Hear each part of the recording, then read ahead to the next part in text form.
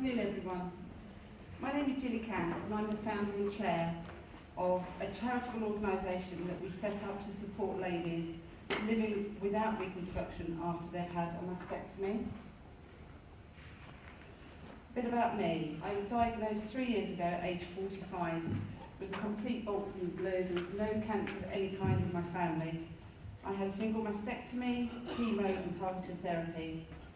I had quite large breasts, and if I didn't wear a prosthesis, it was very visible that I was flat on one side, and that made me extremely self-conscious. So I felt the need to wear a bra and prosthesis all the time, which I found very hot and uncomfortable. During my treatment, I searched the various options of reconstruction, because I was craving symmetry again. So after I looked at the different options, I realised that it wasn't for me for two reasons. Firstly, was the fact that I love my breasts, and they were still pretty good at my age. So I knew if I looked in the mirror and saw a replacement, it wasn't going to look as good, and I would mourn what I'd lost even more. Secondly, I'm a very active person. I've got horses, dogs, and I wanted a surgery that was going to be quick to recover from and gave me back full strength afterwards. So for me, the best option was to have the other breast removed and live without. I spoke to Ash, my surgeon, who's presenting afterwards, and he was quite happy to remove the other breast when my active treatment was finished. And I couldn't wait to have the surgery and live a different way. So I started to look for ladies who'd been through a similar surgery to me and were living flat. I couldn't find any specific support in the UK, and I eventually found a group in America called Flat and Fabulous. And it was wonderful. There were about half a dozen UK ladies on there, and they made me feel that I'd found women who thought the same way as I did. But once we were on the group, I realised then that the American health system and everything is very, very different to ours. So there was a need in the UK for a support group that was specifically for UK ladies who had had mastectomy and were living without one or both breasts. So Flat Friends was born with that handful of ladies back at the end of 2014. As ladies started to find us and the group grew, there were a lot who'd had a single mastectomy and were being refused a prophylactic mastectomy for symmetry. The surgeons were happy to do recon though, and this didn't, to me, make any sense. So we started to realise there was a need for research to find out what was going on. At another routine checkup, I mentioned to Ash about my group and the problems that we were finding, and he was really interested in helping us find out what was going on. So we set up a research division of Flat Friends. Ash joined us and discussed with the ladies the problems that we were finding.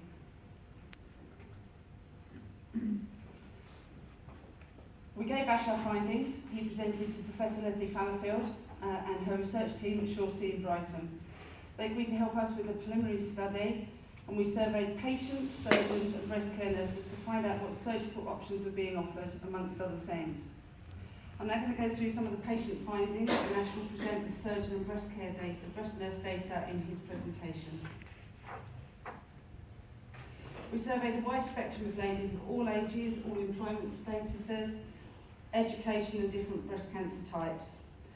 Not only ladies from Flat Friends, but we went further afield to the Haven and other breast cancer groups, including ladies who'd had reconstruction, so that we got a balanced view of what everyone had been offered.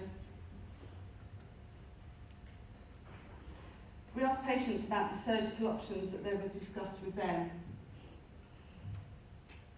at their initial appointment. And when they thought back, many ladies, in fact 25%, felt that in hindsight that they had not had all surgical options discussed with them, and that options had not been given equal weight. A lot of them just automatically went along with what their surgeon suggested. We asked how long they'd had to make up their minds about surgery, and nearly 50% said they had to make an immediate decision, and 20% felt that they weren't given enough time to decide.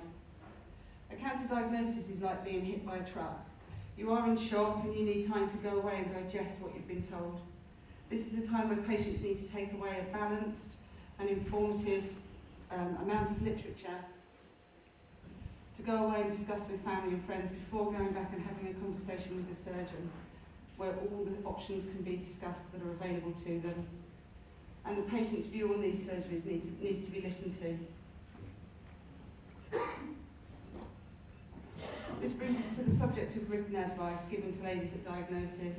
Almost half the ladies surveyed were given no written literature at this time, and many therefore relied just purely on what surgeons had told them. Others went online to sites such as Breast Cancer Care and Macmillan to get information. Those that were given literature about surgery found it very limiting. It was mainly just to do with the wearing of prosthesis, and there was very little about the practical effects of having one or both breasts removed and where to find specific help and support. We asked ladies if they found it helpful to see images of the surgery they were going to have. Of those surveyed, only 30% were shown pictures of the outcome of their surgeries. 50% of ladies went online and searched for pictures, and of those, 82% found it helpful in knowing what to expect. So there again is a need for a more in-depth conversation and more comprehensive literature to be given to patients at diagnosis. We asked ladies whether they had the surgery they really wanted or had asked for. The results did show 3 areas where the figures were much higher.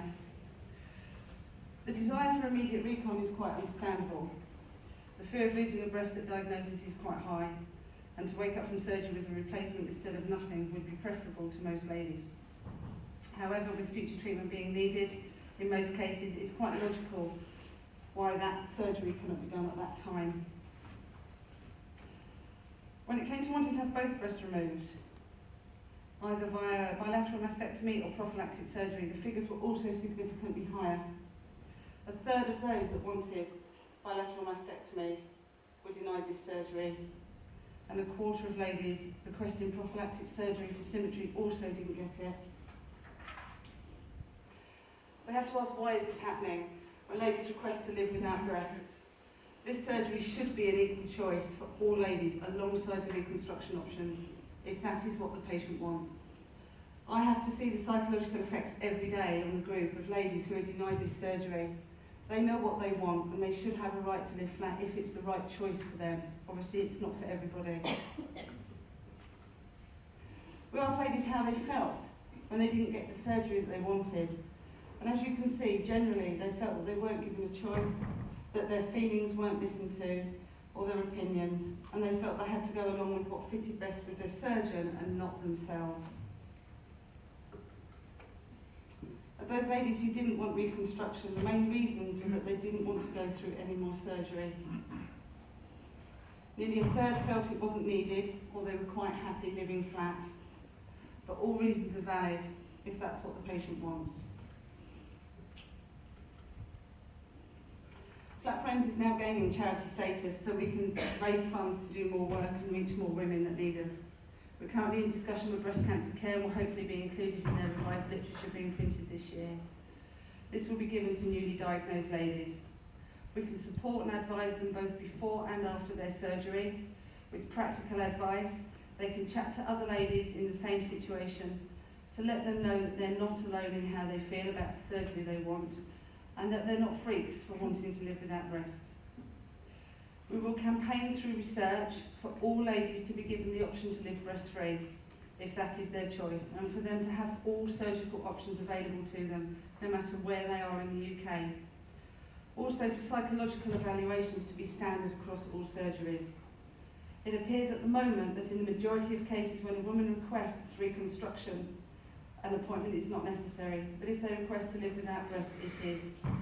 The majority of ladies who want their breasts removed have really thought about this, and it is the right choice for them. So either all surgeries should be made to see a psychologist to make sure that the correct choices are being made for the individual, or no one should. We will also work through the media to promote living flat as a positive body image. It's a shame that some ladies feel they have to conform to what society thinks a woman should look like.